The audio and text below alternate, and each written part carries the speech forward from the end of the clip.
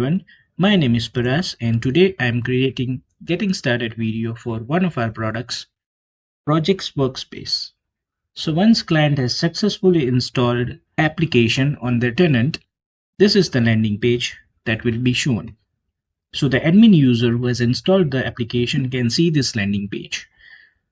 From here in, the admin user can create a new project. So this is the screen to add new project. We can give any project number, name. We can select the priority of the project. Say the project name is Smart Factory Automation Implementation. The type, the category, the subcategory. We can also include the start date and completion date of the project. So we can include the start and completion date of the project. We can also include the description. Please note that type, category, subcategory can be configured from the master data. We can enter any description. We have also support for integrating Microsoft 365 Planner. So if we want to integrate the planner, we can select this option.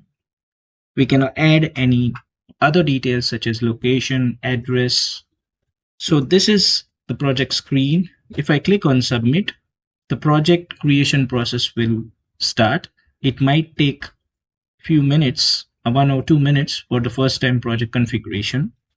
So the first time project integration might take some time, and now we have that project created in the background. So please be patient while the project is being created. Once the project is created, we can see this screen and we can navigate inside the project.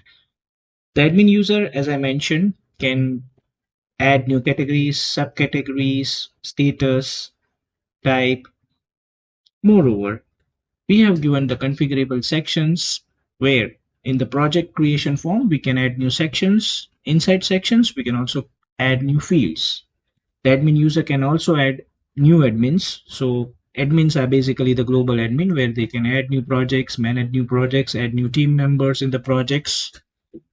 So now if I edit this project icon, there is ability here to add new team members. So I can click on new and I can add more permissions to the users and their role. They can be project manager or they can be a normal user. The project manager will be having the full permission for that particular project. Let's navigate inside the project. So if I navigate inside the project, this is the project specific site.